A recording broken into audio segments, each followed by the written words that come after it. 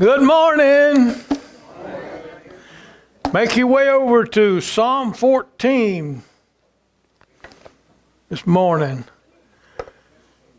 Didn't we have a supernatural spirit anointed revival? Amen. Let's keep it going. Amen. I'm not no Austin DeLoach, but God didn't call Austin here. He called me. So we're going to be talking about Mother's Day today, and I saw this and I was able to pull it off the internet. So I told you that how she does it. Happy Mother's Day to super moms everywhere. That's what moms are. They're super moms everywhere. Mother's Day is the third most celebrated holiday in the whole world. Did you know that? Mother's Day is the third most celebrated holiday in the world. Guess what's first? Christmas. Guess what's second? Easter. So isn't this amazing that it's the birth of Christ, the resurrection of Christ, and then mothers, all your top three right there together. That makes sense. The birth of Jesus, the resurrection of Jesus, and moms right up there together. Just as it should be. I think we do moms an injustice by just celebrating them once a year. I think we need to maybe do it once a month or something. But maybe it should be once a month because moms, you're really special. Those of you that have still got your mothers, I envy you. Mine's been gone a number of years, and I sure would like to go and eat lunch with her today, but I can't do it. But those of you that have your mothers, you have the opportunity to still do that, and I suggest that you get on with it. If you've been estranged from your mother, that you make things right and get back in the groove. Mothers have a way of saying profound things, though. And I'm going to give you 3 reminders for Mother's Day. I'm going to be using the New King James Version this morning. Chapter 14, verse number 1. And it says, "The wise woman builds her house, but the foolish pulls it down with her own hands." Now, anybody recognize that? Mothers have a way of doing profound and saying profound things, provoking that we'll remember them for the rest of our lives, such as, "Because I said so, that's why." My oldest boy could ask you why, and before you could get through done answering that, he'd ask you why. But my wife knew how as a mother to handle him a lot better than I did. Or I like this one, "Shut your mouth and eat your food." Or my favorite might be, "Would you just look at all that dirt on the back of your neck?" Mothers have a profound way of expressing things. It wouldn't surprise me at all if, this is Mona Lisa, if her parents went to her and said, "All the money that your dad and I have spent on your dental work, is that the best smile we can get?" Or Miss Columbus saying, "Christopher, I don't care what you discovered, you could have written me."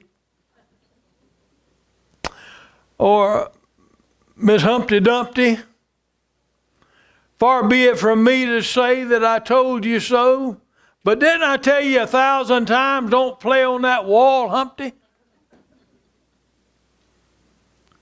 Or Goldilocks. You remember that story? Goldie, Mrs. Bear is on the phone She wanted me to explain to her why my daughter ate all the porridge and broke the baby's chair. What do you have to say for yourself, young lady? Mothers have a way of saying things. And I can imagine that Jonah's mother saying, son, that is a powerful, great, wonderful story. Now, where have you really been the last 3 days? I can just imagine a mother saying something like that. The evolution of motherhood. Those of you that have 3 children understand really good what I'm saying. My family had 3 children, so I wrote these down just naturally. Things that happen. Evolution of motherhood. First baby, you begin wearing maternity clothes as soon as your doctor confirms you're pregnant. Then the second baby, you wear your regular clothes as long as possible. And then with the third baby, maternity clothes are your regular clothes. That's not nice. Like I said, I come from a family of 3 young'uns. Evolution of motherhood. First baby, you practice a Lamaze breathing every day. Remember that?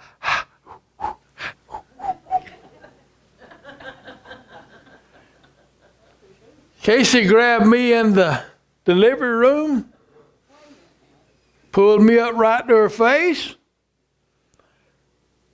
You breathe. You get me something for pain. You get it now.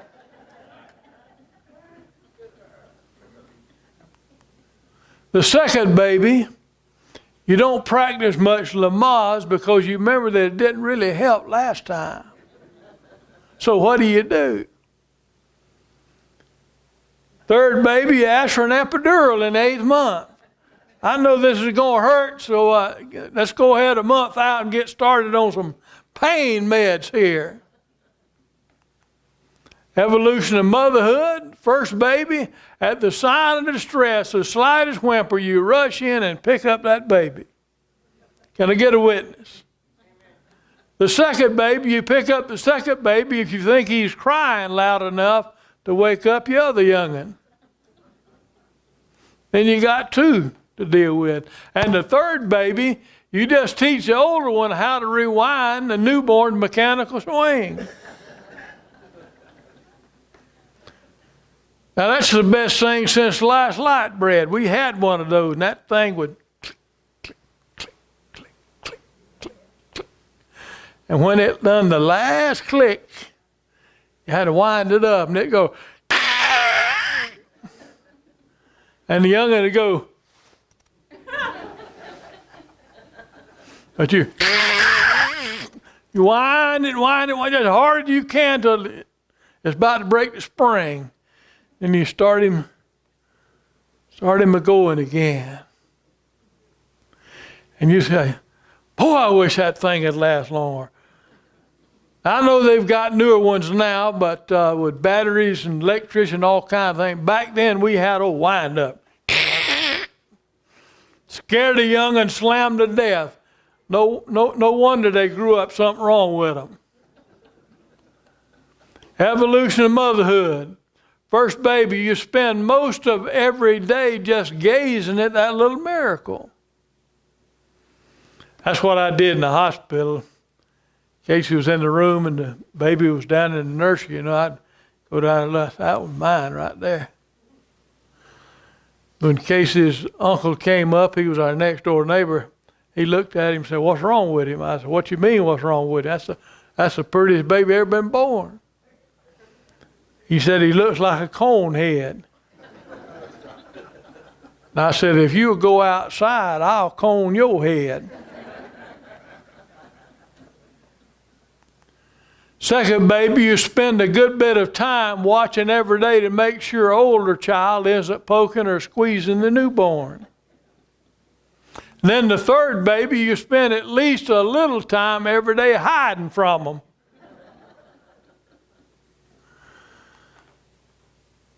Here's the first point if you're taking notes this morning. You are essential, mothers. You are essential. You have the ear of a child that's going to grow up to be an adult one day, and you have his ear, undivided attention, because he believes that mama hung the moon. Now, daddy can get in trouble just by saying the wrong thing, but mama's word is the gospel. So you are essential.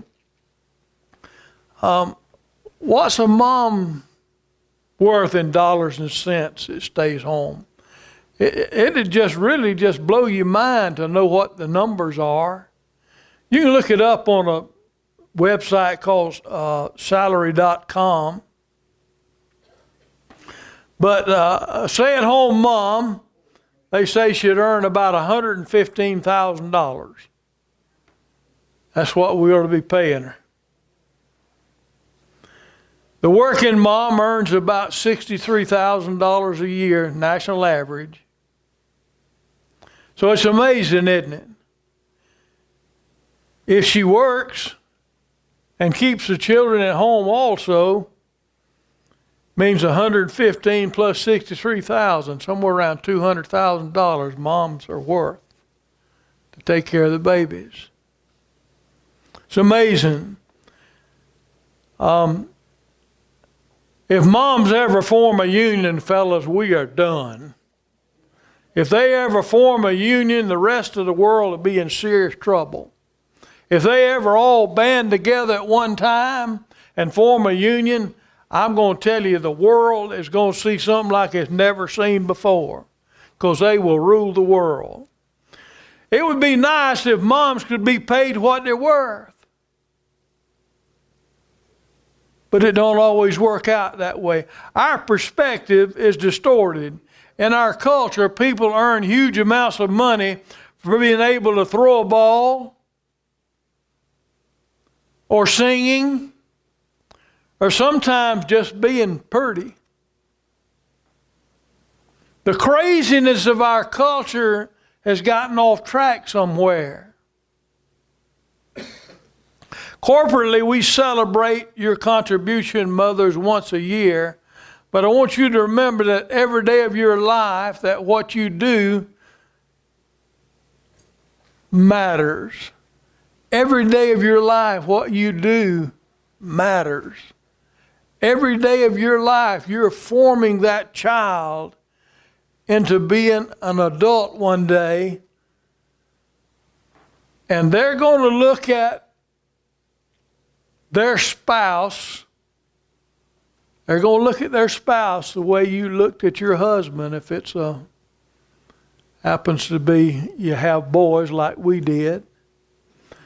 And they'll look at children the way you looked at children, because that's the way you programmed them as they were growing up.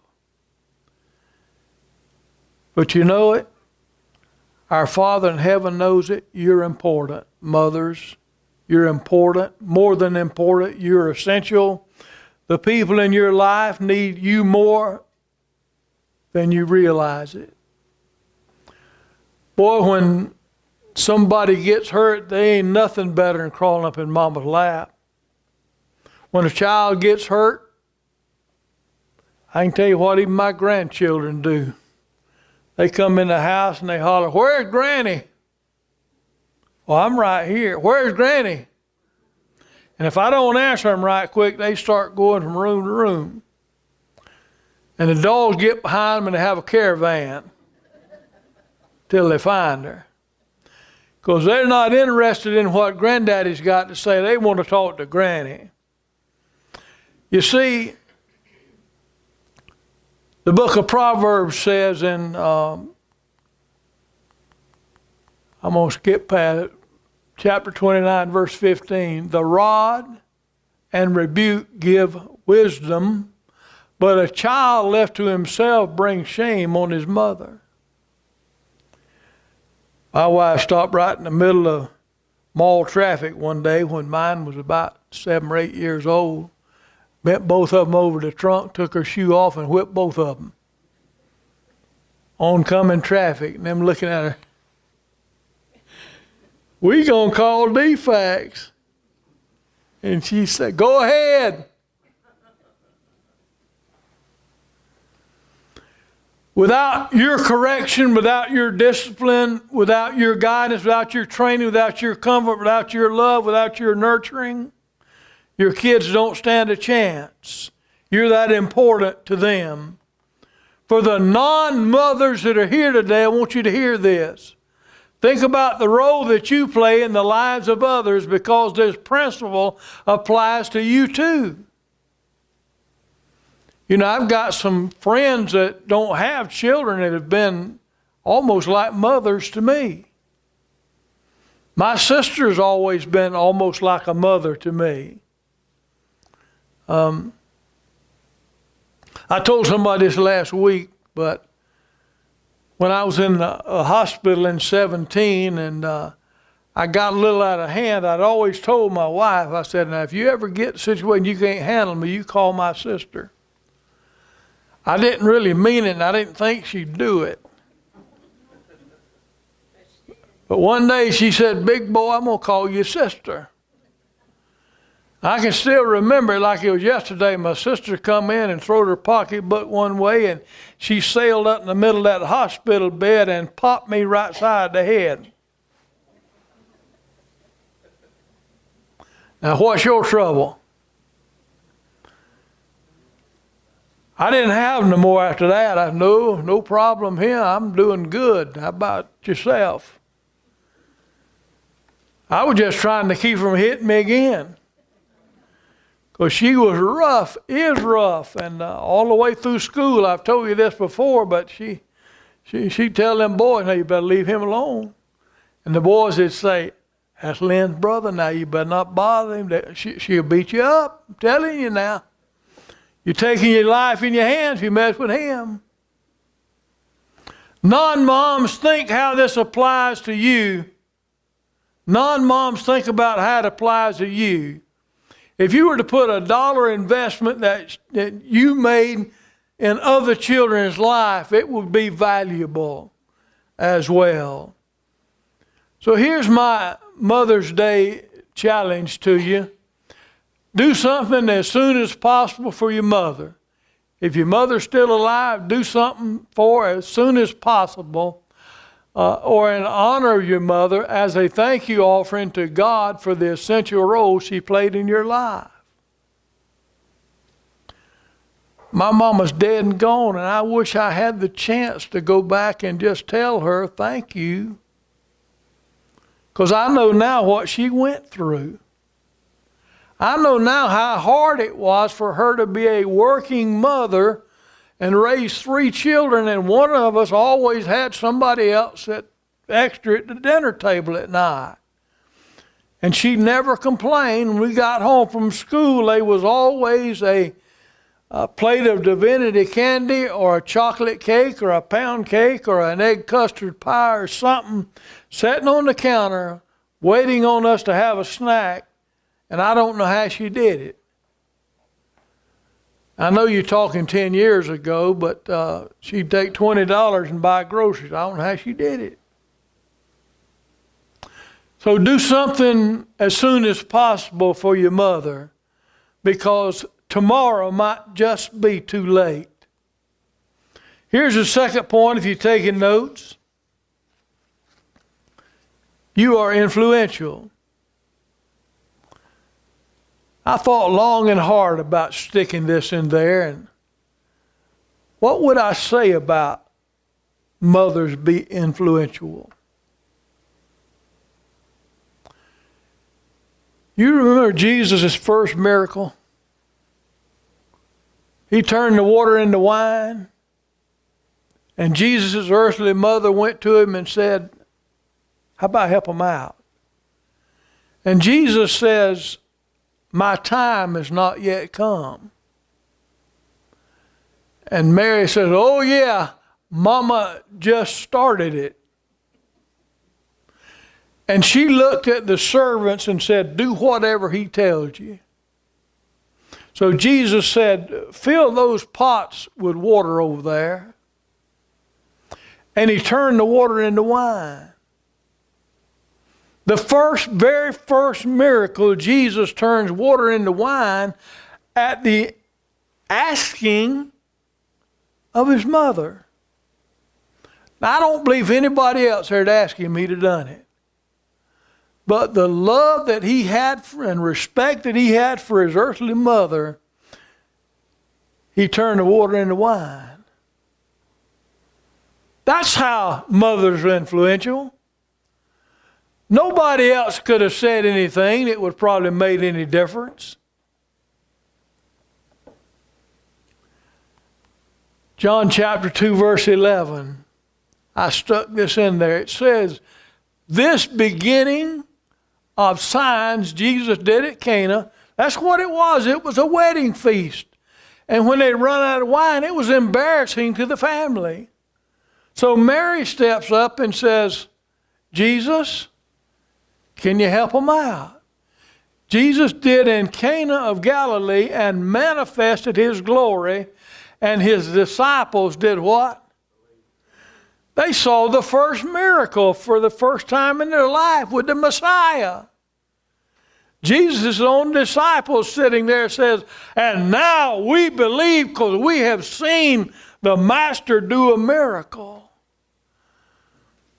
I want to tell you, a lot of people are where they're at today because Mama spent a lot of time on the knees praying for them. That's how influential mothers are. Napoleon Bonaparte one time said, let France have good mothers and she'll have good sons. That's the influential part that a mother plays. I don't know whether Napoleon was a good son or not, but he makes a good point.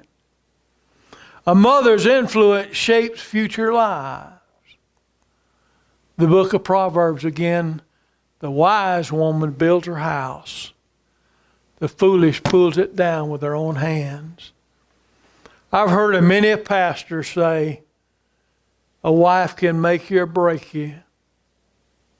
And I know what that's like now, because a lot of churches that I've left, they said,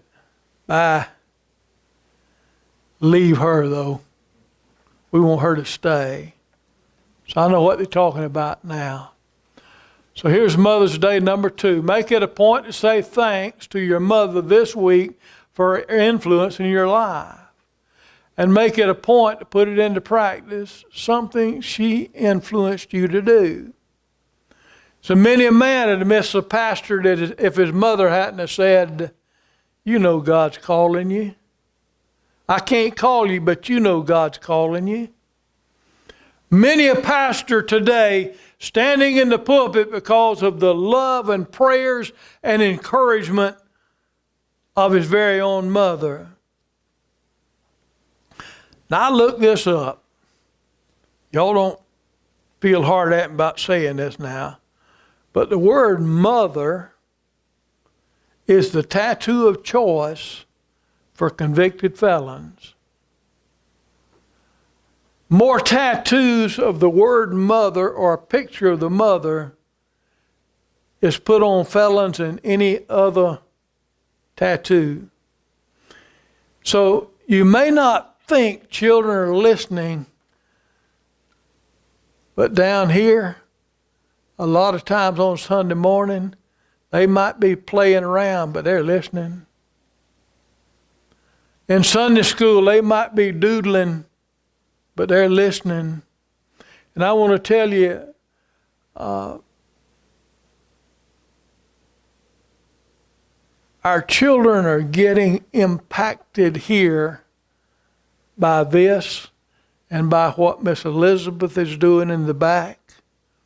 You see, a lot of the salvations that are coming because you parents are influencing them. Sunday school teachers are influencing them. And a lady doing a 10-minute children's church on Sunday morning is changing the lives of our children here. Thank God for our mothers. All right, here's the last point, and I'll be brief and I'll be out of here. Mothers sometimes think they're not quite enough because they don't have a lot of money or don't have a lot of influence or maybe don't have a really good job. Here's the storybook scenario. One mother, one father, married only to each other with children only from that marriage, all living together forever and ever in peace and harmony. That's the way God intended for it to be. But listen to me. The storybook version is wonderful, but only 1 in 6 people in America live in a family like that. So mothers, you've got to learn how to deal with blended families. You've got to learn how to deal with other people's children. Why? Because 1 in 6 people in America live in a traditional family setting anymore. I don't know if you knew that or not, but that's phenomenal. All right, 2 more screens and I'll be done here. 2 Timothy 1:5. When I call to remembrance the genuine faith that is in you, which dwelt first in your grandmother Lois and your mother Eunice, and I am persuaded is in you also. Now this is Timothy being written to from the Apostle Paul. Timothy was Paul's protege. And I want you to understand something here. Where was the dad? What do we know about the dad? Very little. But Paul talks about the mother and the grandmother influencing Timothy's life to help him be the man of God that he was. So what do we really know about the dad? Very, very little. No mention of him. We only know that he was Greek and probably was not a believer, but that wasn't an insurmountable obstacle for the family. Timothy's mom was enough to keep Timothy on the right track. Susanna Wesley, Methodist. She was the mother of John and Charles Wesley. Y'all have heard of her, I'm sure, if you don't know her. She said, although she never preached a sermon or published a book or founded a church, she is known as the mother of Methodism. Why? Because 2 of her sons, John Wesley and Charles Wesley, as children, consciously or unconsciously, will apply the example and teachings and circumstances of their home life. Their mother impacted their life tremendously. Isaiah 43:2-3 says, when you pass through the waters, I will be with you, and when you pass through the rivers, they shall not flow over you. When you walk through the fire, you shall not be burned, nor shall the flame scorch you, for I am the Lord your God. What's he saying here? Sometimes a job of being a mother or just a job of being a believer seems to be a big deal for one person to handle. But mothers always seem to know what to say and always seem to know what to do. When I left Pauline Baptist Church in 1989, after a whopping 11 months, I went home and told Casey, I'm getting out of the ministry. I'm going to leave this church. She said, well, you're not getting out of the ministry because that's what God called you to do. I said, well, that leaves one option then, don't it? There's an old proverb. I want to leave you with this. An ounce of mother is worth a pound of clergy. How true that is. Moms, you have a voice in the lives of your children that no one else will ever have. You're essential You're influential, and you're enough. Pray with me.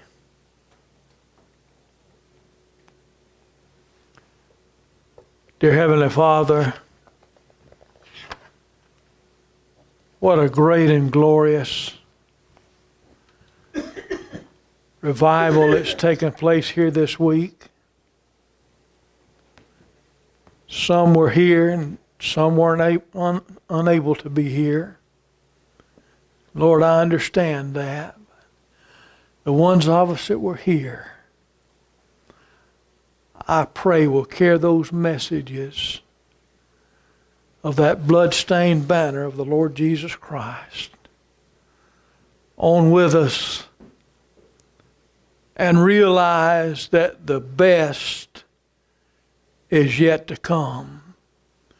People are still listening to those messages on the internet.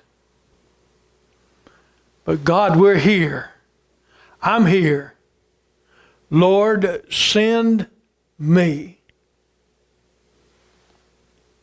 Isaiah said that to the Lord in chapter 6. He said, Lord, here am I, send me.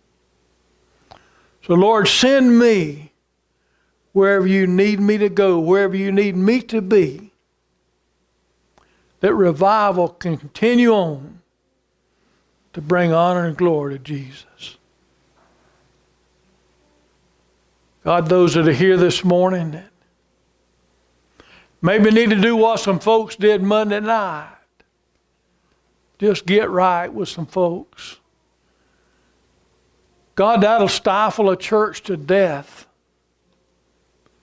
When people sitting in rows, pews, chairs, by each other and have order against one another. You take that so seriously, you said if somebody's at the altar praying and they got order against someone, leave the altar. Go make it right with your brother and sister. Lord, I believe there's some more of that needs doing here at Midway. So Lord, have your will in your way. We ask in the most powerful, wonderful, precious name that we know, that one we call Jesus. Amen.